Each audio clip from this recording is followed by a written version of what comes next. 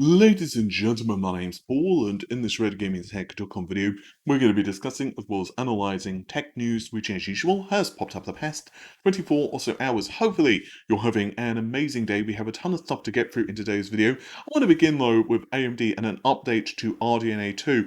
I've received a couple of very interesting pieces of information that I'd like to go through today, plus also some other leaks thanks to Igor's Lab. I want to begin, first of all, with an update to the clock frequency and models, which we can expect to see announced in, well, not too long into the future. So, regarding the clock frequency, for some time I have said that because of the Infinity Cache on the GPU, AMD are basically running the GPU much higher clock frequencies. Now, this is not, of course, because of negative reasons, it's just how the GPUs are engineered and designed. Not only does it increase raw throughput, like, raw T-flops, geometry performance, fill rates, and all of that stuff, but it also has the benefit of increasing the caches on the GPU, and naturally, because of the infrastructure of the memory architecture on these GPUs, this is of critical importance.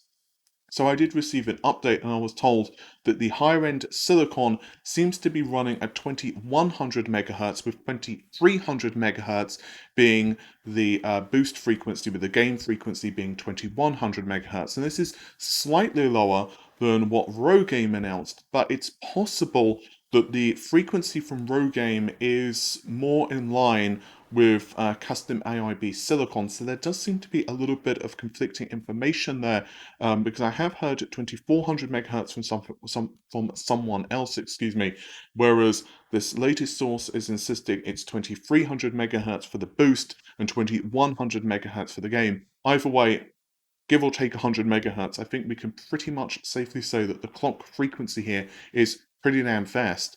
Furthermore, I was told that we're going to see the announcement of 3 GPUs at this event.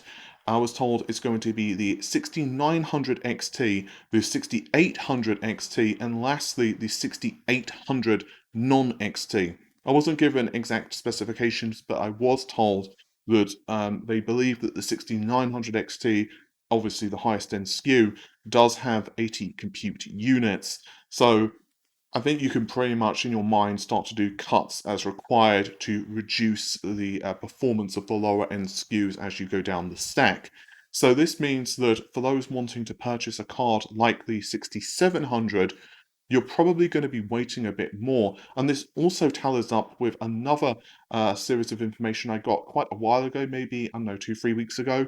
I reported this, that the 6700 is not going to launch until possibly next year. I wasn't given an exact release date, but sometime in Q1 of next year. So it seems that AMD's goal at the moment is to compete with NVIDIA's RTX 3080 and 3090. To my understanding, they do just that. The GPUs do seem to compete very well with NVIDIA's lineup, but even more people now have told me, seriously, I've had so many DMs from people in the industry at this point who have all told me roughly the same thing, that the cards are very competitive to the 30 series of Nvidia, but with the caveat of Nvidia are definitely ahead in hardware-based ray tracing. It seems that most people do believe that it's faster than Turing, but when it comes to Ampere, well, yeah, and it's even more confusing because I'm still unsure about the solution of some type of upsampling technology. I believe it's similar to the console, but how it's implemented and the quality, that's still a bit of a mystery. I think that DLSS and hardware-based ray tracing will give NVIDIA cards the edge in RTX-enabled titles, but what's interesting is while a game like, let's say, Cyberpunk is obviously RTX optimized, great, but there's definitely going to be a lot of games which released on the Xbox or the PlayStation which have hardware-based ray tracing enabled, but are not necessarily RTX, excuse me, cards. So I do wonder if in some instances, simply because of lack of optimization, AMD cards may still have a fighting chance against Nvidia's, when it comes to ray tracing. At the end of the day, though, this is pure speculation based upon multiple different sources that have told me similar-ish things, so I could be totally wrong on that, but it is worthy of note. I also want to discuss Igor's lab, as there is a couple of very interesting pieces of information that Igor has revealed. According to Igor, the figure that these GPUs is going to consume is 320 watts, which is actually higher than reports of even myself. I thought it was maybe 270, 260, something along those lines. Apparently this confusion is to do with TGP versus TBP. So when it comes to the entire board itself, that's where we have the higher value. This might make some measure of sense because you need to take into consideration that not only do things such as fans actually consume power naturally, but if you do decide to connect other devices like USB devices, then assuming obviously that is present on the cards, because at the end of the day we don't know that yet, we don't have official confirmation of all the ports, but assuming they do have USB-C on the GPU, that also would consume energy too. Furthermore, Igor has reported that we're looking at 16 GBps memory rather than 14, which again is a higher value than what I was told. So there's two possibilities, well actually it's three possibilities. The first is that I received misinformation on the 14 GBps. The second possibility is that the 14 was a lower end card. Just for the sake of argument, maybe it was for Nave 22 they were using 14, or maybe it was Nave 21, one of those dies, but with a lower CU configuration.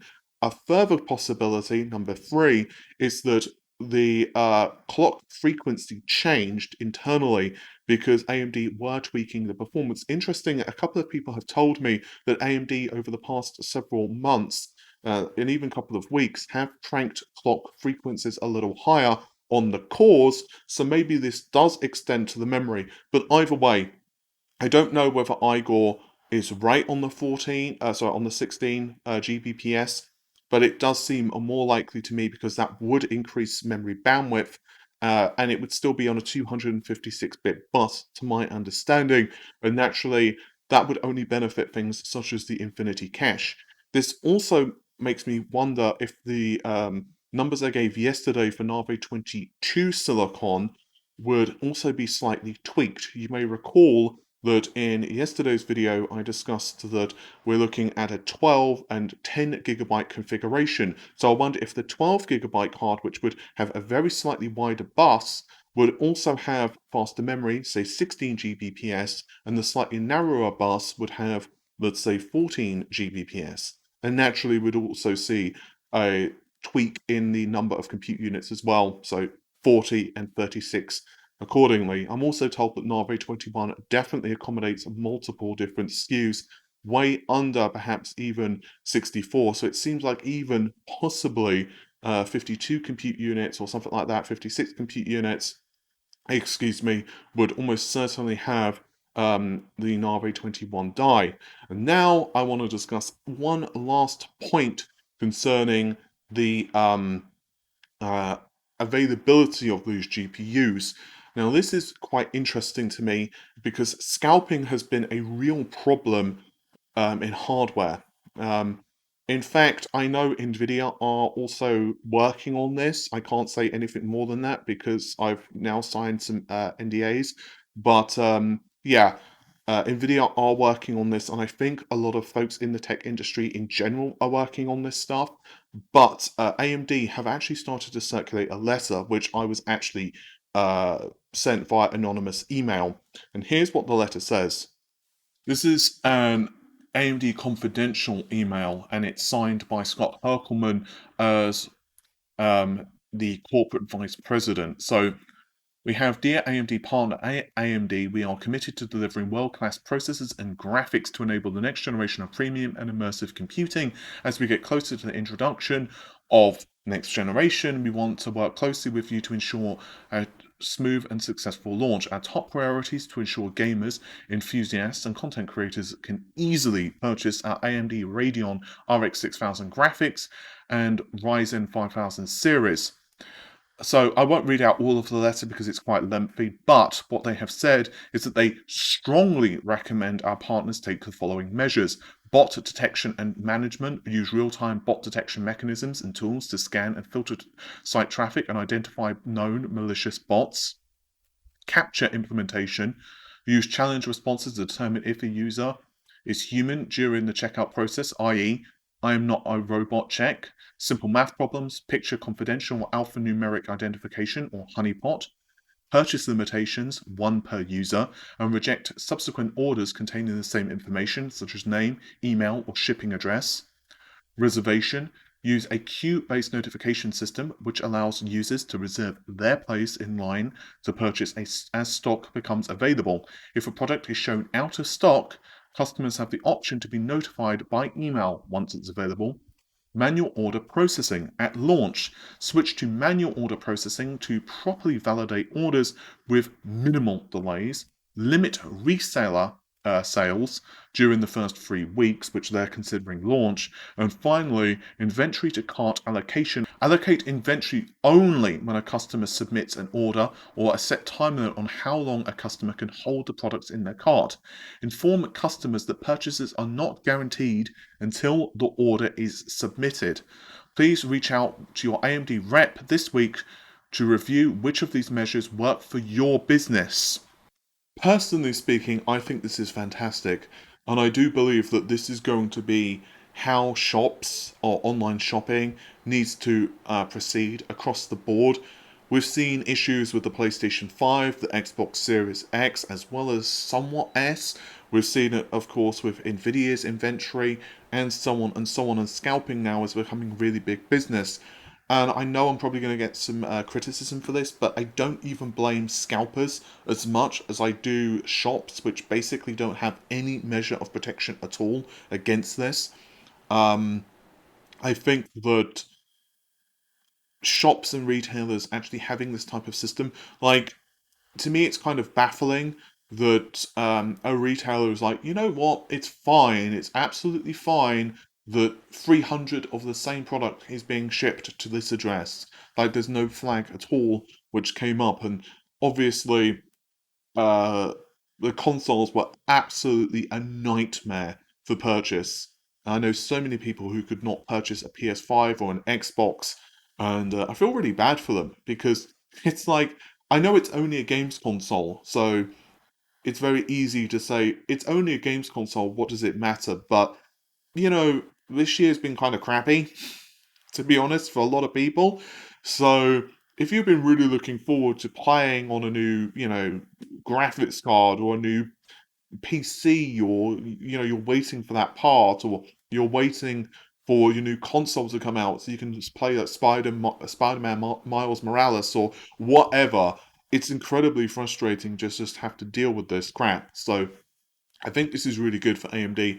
As I said, I know other companies are starting to ask retailers to do much the same thing. Um, Nvidia as well, I know are looking into it. Again, I can't really say much on that at the moment. But yeah, I think that it's going to be very interesting to see how all of this starts to play out in the market. Hopefully, though, long story short, I'm really hoping that inventory of products gets a lot better and that there's no shortages, because at the end of the day, I want to pick up a 5950X or 5900 or whatever. Honestly, I'm not quite sure which one I'm going to plonk my cash down on yet. Um, I do have an RTX 3080 that Nvidia sent me, but I also will purchase an RX 6000 series because I promised you guys that I would that I'd cover it. So I don't know which one I'll grab. I think it really depends on pricing and stuff. Obviously, if AMD do choose to seed me with a card, that would be amazing. But I don't kind of take any of this stuff for granted. If a company sends something, that's great. If not, I'll try my best to purchase it out of my own money and give you my opinions. And that's why I do thank you for those who do support us on Patreon or just share the video and all of that stuff, because obviously at the end of the day, that does enable us to cover this stuff. But one last topic before I let you all go, and this concerns Intel's Rocket Lake, as there is actually a little bit of performance information, finally, regarding these processors. This is from Raichu on Twitter, and of course, you want to take this with tons of grains of salt, but there are several SKUs which are mentioned 11, 900, 700, 600, and 400, with the top three being the K derivatives. And again, we can see that there's 8 core, 16 thread for the highest end. Interestingly, though, the 11 700, I'm going to be doing that for a while, aren't I? 11 700K is still listed as an 8 core, 16 thread processor, and the 600 and the 400 are both also 6 core, 12 thread processors. This actually tallies up to what a previous rumor, I don't remember who said this, so I apologize. I know this was not new, but there was another rumor that Intel were going to have two variants of each of the SKUs, or at the very least the 8-core derivatives. And basically, it was going to be a clock frequency difference. According to Raichu, with this information, the R20 score, this is single thread performance with the CPU hitting 5 gigahertz, it's 610 something. They've questioned marked out the last, so there could be 610 on the nose, or it could be obviously 619. We just don't know. That's an engineering sample 1. They've said that the clock frequency now is not higher than ES2, and so this does probably point to Rocket Lake performing pretty close to Zen 3 in single thread. Whether or not it's going to be enough to convince people to plonk down their money, who knows? Obviously, AMD for the 5950X charged a little more, 799 from memory, which is $50 premium over the 3950. But it's hard to deny that the price hike is justified. It's frustrating, I do grant you, but I think it's kind of justified given the sheer number of cores and performance we're looking at here. Um, I do wonder if Intel are going to try to match AMD's pricing for the 3800, maybe even undercut them, which would be very un-Intel-like, but they may also be between a rock and a hard place. It's also worth noting that the 11th generation does, of course, work on the 400 series boards, as we've discussed, which does make it a quite easy, upgrade, assuming your motherboard vendor does provide the BIOS, which I imagine most will. So the question then becomes, it's like, well, if you haven't purchased one of these CPUs yet, if you haven't purchased like an Intel CPU yet, do you? And you're on older platform, let's say, I know you've got an 8700K, for example. It's even kind of making people wonder, do they even jump on Zen 3? Because if you have a board which cannot be updated, so you've got a 300 series board, for example, people are also wondering, at least that I'm reading online, should you just stick to what you've got and wait for like the new transition to DDR5 and everything? So I think there's going to be an awful lot of questions and a lot of decisions that people need to make. Personally, I think that Zen 3 with 8 cores or 12 cores makes an amazing gaming platform. But I do think Rocket Lake will also perform pretty well. Um, my actual issue with Rocket Lake isn't to do with so much gaming as it is to do with just the price versus the number of cores. Long story short, um, if Intel are roughly on par in gaming performance, and by roughly on par, in your head you can say Zen's faster or you can say Rocket Lake's faster, it doesn't matter. But it's hard to deny that AMD will simply have the multi-thread advantage, which does mean that if you are a content creator, if you do 3D modeling or whatever, having those additional cores could be quite interesting. Frankly speaking, I do hope that Intel at the very least wins in some games because, again, I do want some level of choice in the market rather than it just being like, what do you want? I want a new CPU. Well, AMD. I haven't even told you what my use case is. Doesn't matter. AMD. I think that's kind of boring. We had that before with Intel for many years, and I do think it's nice that AMD are on top, but I do want to see a lot of competition in the market. So I don't know if Rocket Lake's going to be enough. I just don't. I think Zen 3 is just too fast. I do encourage you to wait for benchmarks though. As always, don't just plonk down money without knowing how the thing performs.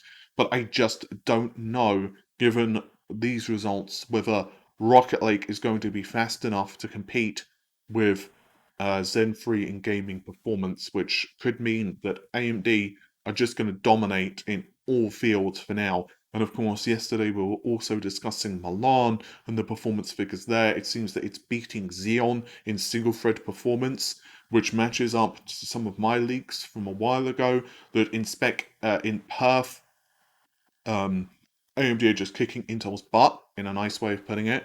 And not only are they beating them in performance, but the most damning thing is they're doing so at a much lower power consumption, which is like, you've kicked the person in the shin, and then when they're like rubbing their shin, you then kick them in the other shin. It's kind of like the worst of both worlds. But anyway, now I think that's just about it for this particular video. Hopefully you enjoyed it.